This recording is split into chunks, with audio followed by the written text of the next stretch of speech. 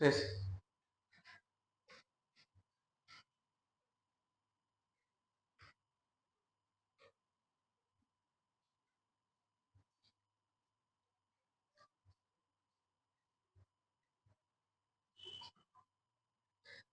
দেখেন এখানে আরো কিছু ম্যাথ আছে যেগুলো বললাম সেগুলো হচ্ছে বাদ গেছে। তো তার ভিতরে হচ্ছে যে যেমন এখানে দুইটা ম্যাথ আছে, যেগুলো আমি লিখে নিয়ে আসছি।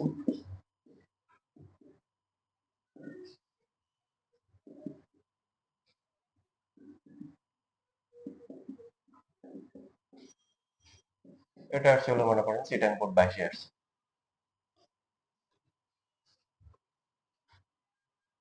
তারপরে হচ্ছে F of x equal to হচ্ছে কজ এক্স।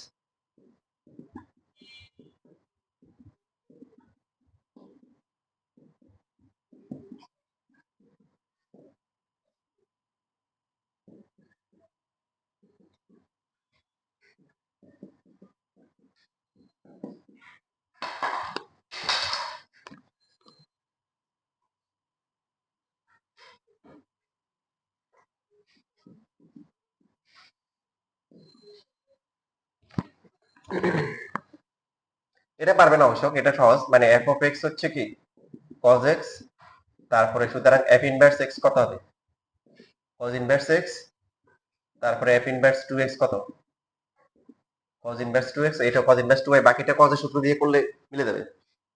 এটা বাসায় করে নিয়ে cos এর সূত্র করে ক্যালকুলেশন করলে হয়ে যাবে। এটা নাম্বার নাই, যে বললাম কিছু শীটে আসে নাই, তাদের শীটে দেওয়া হয়েছে, তার মধ্যে এই তিনটা ম্যাথ। শীটে মনে হয়তো আপনাদের কি জায়গা আছে, জায়গা থাকলে শীটে লিখে রাখেন, তাহলে আর খাতা বুঝতে হবে না। এটা হচ্ছে বুদ্ধিমানের কাজ। শীটে জায়গা আছে, ওখানে শীটের মধ্যে লেখাটা বুদ্ধিমানের কাজ হবে, খুঁজে পাওয়া যাবে।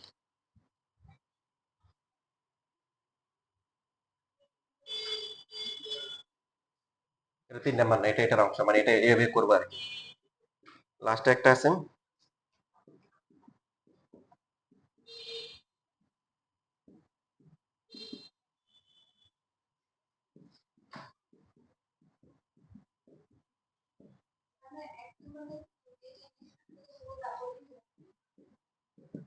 টেনের সূত্র করতে পারি অথবা সাইনের সূত্র তো করতে পারি প্রথমে।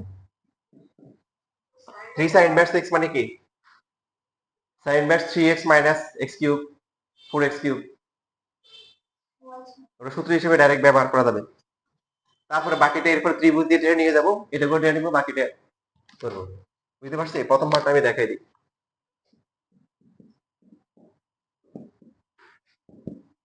3 sin ইনভার্স x মানে কি, sin ইনভার্স 3x মাইনাস হচ্ছে 4 কি x কিউব।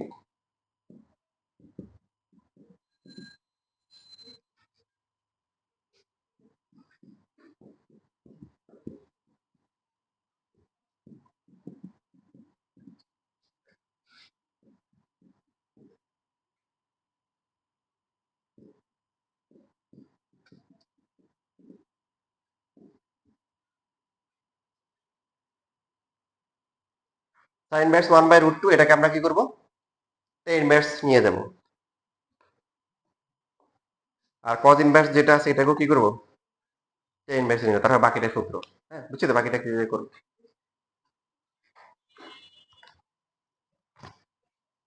এই সূত্র করতে গেছে বুঝছি তো, যে আজকে করাইছি না, আজকে ওখানে গেছে।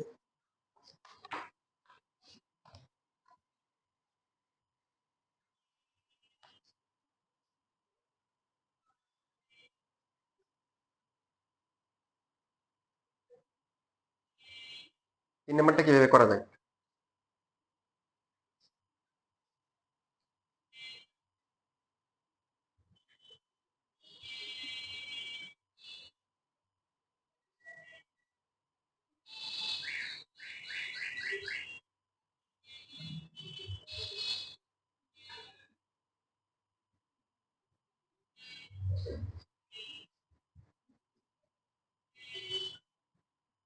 আমিও জানি না 3 নাম্বার কিভাবে করা যায়, চেষ্টা করে দেখুন।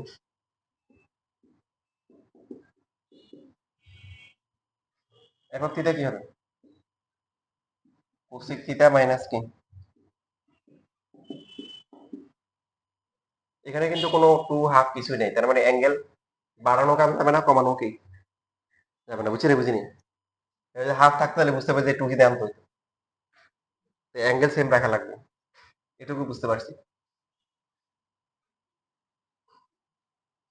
এবার এটা করতে পারে সাইন কোসিন নিতে পারি, এটা 1 বাই সাইন থিটা, পরটা কি cos থিটা বাই কি সাইন থিটা, মানে হচ্ছে 90 এর মতো ক্যালকুলেশন করতে হবে।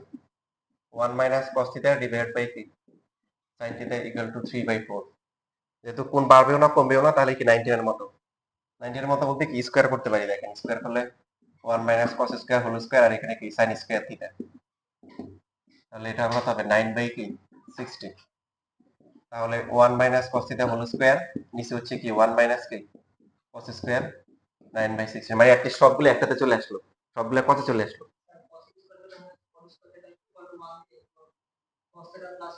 হ্যাঁ ওটাও করা যাবে, হ্যাঁ ঠিক বলছো, ওইভাবে করা যাবে।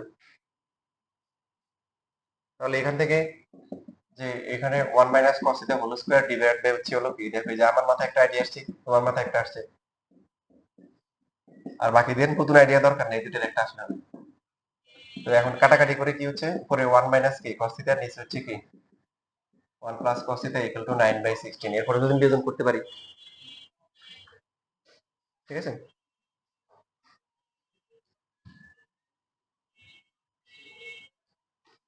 তো যদি বিয়োজন করলে 1 minus cos theta plus 1 plus cos theta, 1 minus cos theta minus 1 minus cos theta, suffer যেটা বলছে এটা করলে আরো আরো সহজ হবে, এটা আসতেছে এটা 2, আর নিচে হচ্ছে minus 2 cos theta equal two হচ্ছে 25 ডিভাইড বাই কি মাইনাস 7, নাকি 2 2 কাটা যায়, তাহলে cos থিটা ইকুয়াল টু হবে 7 বাই কত 25, তাহলে cos স্কয়ার করলে কি বা ত্রিভুজ দিয়ে করে ফেলতে পারি, এটা যদি থিটা হয় 7 25, বাকিটা কত হয়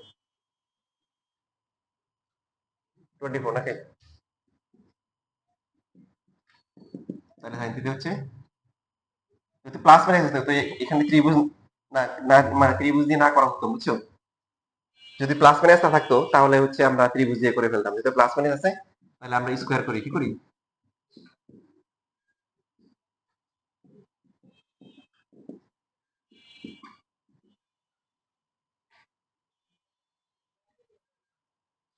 তাহলে আগের মেথডে করলে একটা সমস্যা আছে, তাই না, প্লাস মাইনাসটা আসবে না, প্লাস মাইনাস কি আসবে না।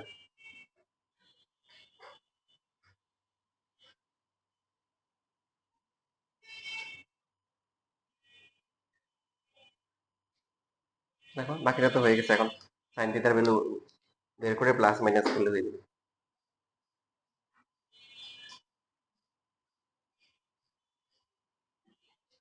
তাহলে 7.1 শেষ হয়ে গেল আলহামদুলিল্লাহ, পরে ক্লাস আমরা 7.2 শুরু করবো, যেটা হচ্ছে সমাধান করা, কি করা সমাধান, তার অনেকগুলো ম্যাথ তোমরা নিজেরাই পারবা, 9 10 করে আসছে।